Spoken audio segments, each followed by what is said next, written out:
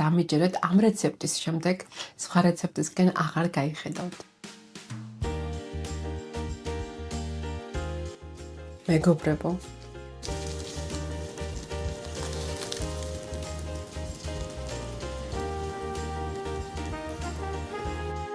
მოგესალმებით აპოლოს სამყაროში. დღეს შემოგთავაზებთ ფენოვანი ცომის უნივერსალურ რეცეპტს.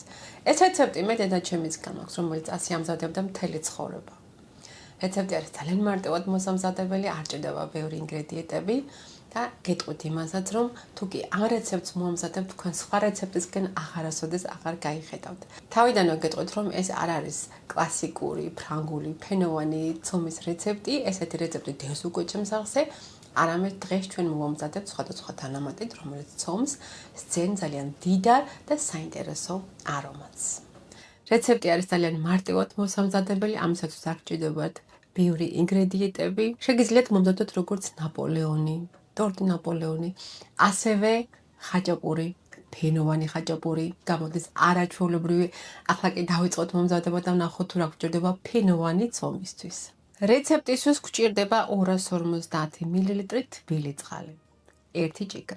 ასევე გჭირდება 3 სუფრის კოვზი ნეიტრალური გემოს ზეთი, 2 სუფრის კოვზი ძმარი, 1 ძალი კვერცხი და დაახლოებით 600 გრამი ფქვილი. იმ შემთხვევაში თუ გაქვთ ძლიერი ძმარი, გამოიყენეთ 1 სუფრის კოვზი. მე მაქვს აქ ვაშლის ძმარი, ამიტომ ჩემთან არ არის ძალიან ძლიერი, არამედ ცოტა სუსტი და შესაძლებელია მაგალითად ხაჭაპურებისთვის 2 ან 3 სუფრის კოვზის გამოყენება. ხოლო თუ გინდათ ნაპოლეონის ტორტისთვის, ამ შემთხვევაში 1 სუფრის კოვზი საკმარისია, მაგრამ ეს მაინც დამოკიდებულია თვითონ ძმრის სიცილიერზე. ღვინის ძმარი მაგალითად უფრო მეტად მძიმე და უფრო მეტად მძაფრია. ახლა კი მეგობრებო, მომზადება არის ძალიან მარტივი, უნდა მოვძილოთ მაგარი ცომი. საშუალოზე მაგარი, ხინკალივით მაგარი არ უნდა იყოს. პირველ რიგში გავთქვიფოთ კვერცხი, კვერცხი გჭირდება ფერისთვის, სტრუქტურისთვის და ასევე კარგად გრავს ცომს. 1 ძალი კვერცხი. მარილი არ გამოგჩეს, დავუმატოთ 1/2 ჩაის კოვზე, უფრო ნაკლები. მე ახლა ვაკეთებ 1 პორციას, სადაც გამოდის დაახლოებით 1,5 კილო ცომი.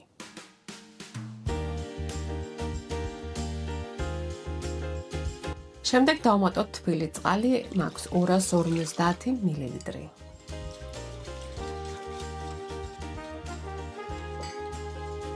დავუმატოთ 3 სუფრის კოვზი ნეიტრალური გემოს ზეთი. ზეთი გჭირდება ელასტიურობისთვის. უმატებთ ძმარს, როგორც უკვე აღნიშნეთ, დაუკვირდით როგორი ძმარი გაქვთ, ჩემთან არის ვაშლის ძმარი და მე დავუმატებ ახლა 2 სუფრის კოვს. ძმარი ძენს უფრო მეტ ფენოვნობას და ასევე აბალანსებს გლუტეინს. ეხლა მოურევ ყველაფერს კარგად და შემდეგ უკვე ჩავამატებ თქვილს და მოვზელთ ცომს.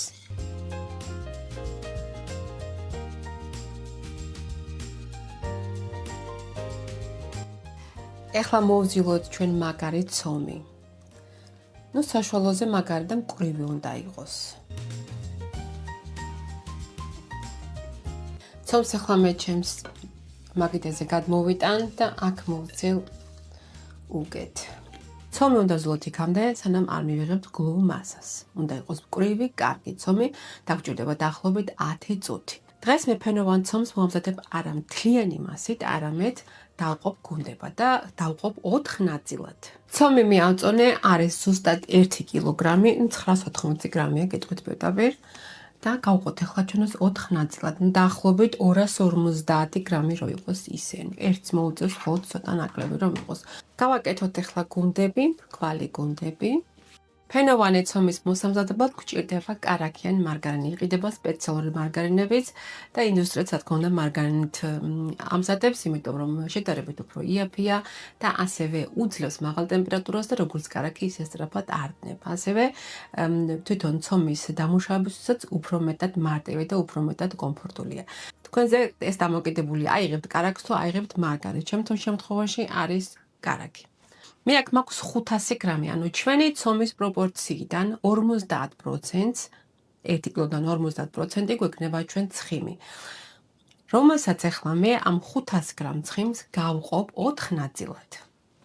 და გვექნება თითო ნაწილი დაახლოებით 125 გრამი. ასე გაითვალისწინეთ თქვენც, რომ თითო ნაწილი, რასაც მოვჭრით, უნდა გაუშვათ შემდეგ და უნდა ჩავდოთ ცომის გუნდაში. მე ახლა ავწონი, ვინც ვერ მეგობრებთ სასწორთან, თვალის ზომით გააკეთით. ჩემთან კარაქი არის ცივი, პირდაპირ მაცივრის არ არის, მაგრამ ცივია, დაახლოებით 9 საათი მქონდა გარეთ. უმჯობესია თქვენი ცხიმი კარაქინებოთ მარგარინით, რომ ძალიან რბილი არ იყოს, ეს უფრო მეტად კომფორტულია სამუშაოდ. არ დაიწყებს აქეთ-იქიდან ცომიდან გამოსვლას. ეხლა ვისაც სუსტი გული აქვს და არ შეუძლიათ ჩემი ესე დანახვა ხელთათმანების გარეშე, გთხოვთ გადართოთ, ვისაც შეუძლია, მაშინ ვეტყვი, რომ ფქვილი დავაყაროთ ახლა ჩვენს ცხიმს და ცოტა ასე ხელით დავპრესოთ. ცოტა ფქვილი დავაყაროთ ზედ, ეს ხელს შეუწყობს იმას, რომ ძალიან სწრაფად არ დადნეს და არ გამოვიდეს შემდეგ მუშაობის დროს, არ შეგუშალოს ხელი. ეხლა მე ამ ჩვენ ცხიმს ეხლა ოდნავ გავაბტყელებ ესე. შეგიძლიათ პერგამენტის ქაღალდეს დააფაროს ზემოდან და შემდეგ თქვენი გასაბტყელებელი არ გაცხიმიანდება. ცომი გადააჭდა უკვე დაახლოებით 20 წუთი მქონდა გაჩერებული. ეხლა მეგობრებო გავაბტყელებ 20 კუთხედად. დიდად არა ყოველ შემთხვევაში. გით განახებთ ახლა დაახლოებით როგორ რამხელა, დაახლოებით ალბათ 20 სანტიმეტრზე ესე გაბტყელებ. შემდეგ ავიღოთ ეს ჩვენი გაბტყელებული კარაქიან მარგარინი, რაც გაქვთ და როგორც კონვერტი ისე გადავკეცოთ. ერთი მხარე, მეორე მხარე, მესამე მხარე და შემდეგ მეოთხე. აქ შევკრათ, შემდეგ გადმოვატრიალოთ, მივცეთ რაც შეიძლება მაქსიმალურად 20 კუთხედი ფორმა. ასე უნდა მოვამზადოთ 4-ვე და უკვე წინასწარ გვექნება მომზადებული.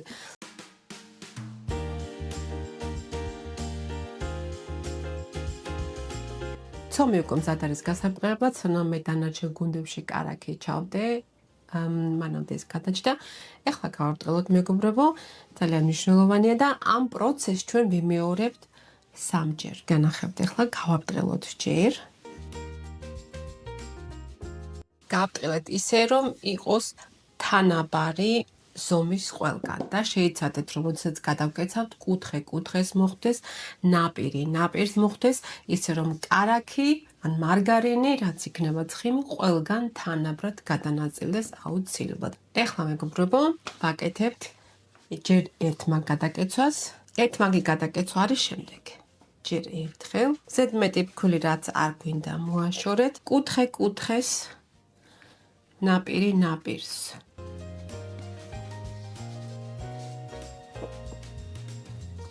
შემოვატრიალებთ და სიგრძეზე უნდა გავიყვანოთ ისევ. გავუკეთებთ ახლა უკვე ორმაგ გადაკეცვას. ახლა უკვე სიგრძეზე, მაგრამ ძალიან ძველი არ უნდა იყოს ახლა. აი ასე გადავანაწილოთ და ფრთხილად გავიყვანოთ, რომ ცხიმი არ გამოვიდეს გარეთ. აი ასე შუაზე არასოდეს არ ვკეცავ არამედ აი ასე. ეს როგორც მე ვისწავლე, იმას გაჩვენებთ. შემდეგ აი აქ. შეხედეთ, აქ საერთოდ კარაქი არ არის, მხოლოდ და მხოლოდ ცომია. ესე დავაწვეთ.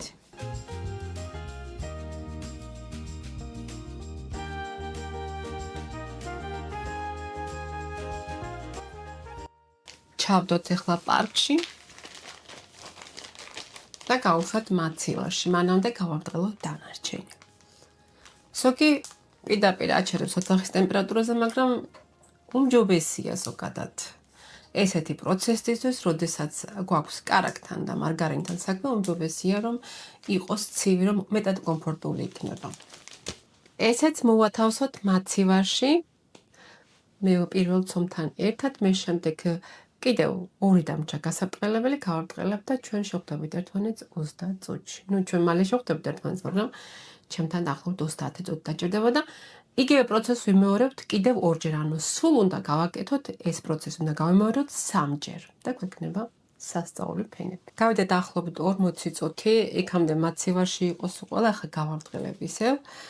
იგივე პროცესს გავიმეორებ, ერთმაგი გადაკეცვა, შემდეგ ორმაგი გადაკეცვა და ისევ მოვათავსოთ მაცივარში. ჯერ სიგრძეზე ვაბტყელებთ, ცოტა სიგანეზეც, შემდეგ გავაცილოთ ფქვილი, რაც არ არის საჭირო, ზედმეტები. ეხლა გავაკეთოთ ჯერ ერთ მაგი გადმოკეცო და შემდეგ მეორე გადმოკეცო. კუთხე კუთხეზე, ნაპირი ნაპირზე, როგორც უკვე იცით და ეს სიგრძეზე, რომელღაც არ გაგვიბრტყელებია, ზუსტად იმ მხარეს უნდა გავბრტყელოთ ეხლა. დავიწყოთ ისევ და ვაკეთებთ შემდეგ უკვე ორ მაგ გადმოკეცვას. ეხლა ორ მაგი გადაკეცო, ერთი მხარე, მეორე მხარე, მესამე მხარე. მეორედაც გავაბრტყელეთ, გადავკეცეთ, ახლა კიდევ მოვათავსოთ მაცივარში და დაახლოებით 40 წუთის შემდეგ მესამედაც იგივე პროცესი გავამეოროთ და ცომი იქნება უკვე მზად. ეხლა წავალმე ისევ მაცივარში. გავიდა კიდევ 40 წუთი მეგობრებო, ეხლა ამოვალაგებთ მე ცომს. კიდევ ერთხელ გავაბრტყელოთ, ერთ მაგ გადაკეცვა შემდეგ ორ მაგ გადაკეცვა და მაცივარში შევდოთ დაახლოებით 2-3 საათი. რაც უფრო დიდხანს გაჩერდება, კიდევ უფრო უკეთესია რა თქმა უნდა და ჩვენ მე უკვე მომზადებული მაქვს ერთი პორცია და იქიდან გამოვაცხოთ შემდეგ ხაჭაპური. ეხლა კიდევ ერთხელ გადავკეცოთ. მესამედაც გადავკეცეთ, ახლა მოვთავსოთ უკვე მაცივარში. უმჯობესია თუ მოათავსებთ მთელი ღამის განმავლობაში, თუ არა და ყველაზე ცოტა 2-3 საათი. ნუ რაც უფრო დიდხანს გაჩერდება, მით უფრო უკეთესია და ესეთი ცომი შეგიძლიათ დაახლოებით 3 თვის განმავლობაში საყინულეში მოათავსოთ და ნებისმიერ დროს შემდეგ გამიყენოთ. ახლა გადავიტან ისევ პარკებში და იცით უკვე რასაც ვაკეთებთ. მაცივარში გავაციოთ კარგად. ეხლა ვნახოთ როგორი გამოვიდა ჩვენი ფენოვანი ცომი, ამისათვის მოვამზადოთ ფენოვანი ხაჭაპური. მე როგორც უკვე ნახეთ, ყველი გავხეხე, ეს არის ნახევარი მარილიანი ყველი და ნახევარი მოცარელა. თქვენ აიღეთ იმერული ყველი, ნუ უმჯობესია თუ იქნება უმარელო ყველი. შეგიძლიათ ცოტა სულგუნიც გაურიოთ. ეხლა გავაბრტყელოთ ცომი და გამოვაცხოთ. ცომი არის ძალიან კარგად გაციებული. უმჯობესია თუ იქნება მთელი ღამე მაცივარში. ეხლა გავაბრტყელოთ. ნაპოლეონი გამოდის ძალიან კარგი ამ ცომით.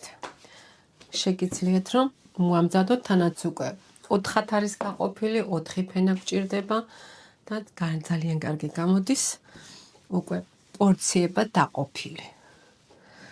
ეხლა გავაკეთებ და მოვამზადებ ცოტა დიდ ხაჭაპურს. მივცეთ 4-კუთხედი ფორმა. ესეც სისქეზეა დაახლოებით გაბრტყელებული. ყველი გადავიტანოთ ზედ. ყველი თქვენთან თუ არის უცხიმი, მოდავმატოთ ცოტა ცხიმი. შეგიძლიათ ასევე კვერცხის დავუმატოთ შიგნით გულში. მოკლედ, ეხლა მე ცოტა ფქვილს დავუმატებ კიდე. ეხლა უკვე კონვერტივით გადმოვუკეცოთ, აი ასე. შევკრათ და ავფიქსიროთ ძალიან კარგად. ასე.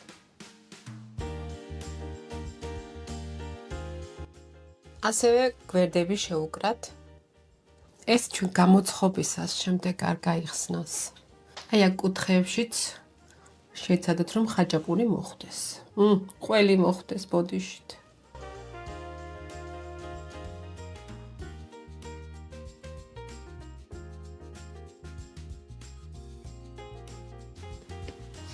ესეც გადავიტანოთ.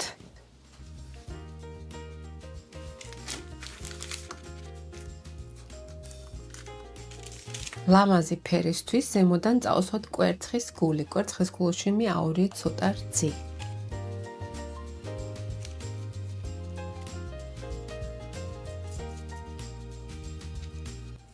ხაჭაპური მოვათავსოთ წინასწარ გახურებულ, ძალიან კარგად გახურებულ ღუმელში, დაახლოებით 200 გრადუსზე და გვჭირდება 30 წუთი.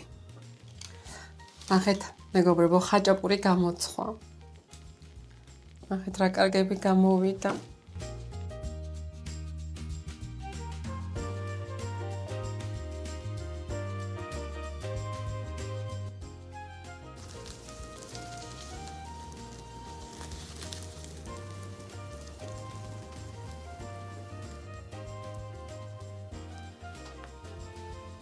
მეგობრებო, ხომ დაინახეთ როგორი ხაჭაპური გვაქვს, როგორი სასწაული, როგორ ფენიანი.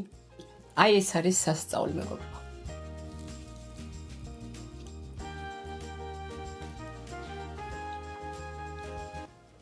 აუცილებლად უნდა მოამზადოთ. სხვა არასოდეს არაფერს აღარ მომზადეთ. ეს არის უნივერსალური ცომი, მოამზადეთ აუცილებლად ხაჭაპური გამოდის სასწაული, ლობიანი გამოდის, ნაპოლეონი გამოდის სასწაული და თუ კი რამე სხვა იდეებიც გაქვთ, დაწერეთ აუცილებლად. ნამდვილი საოცრება, აი ნამდვილი საოცრება.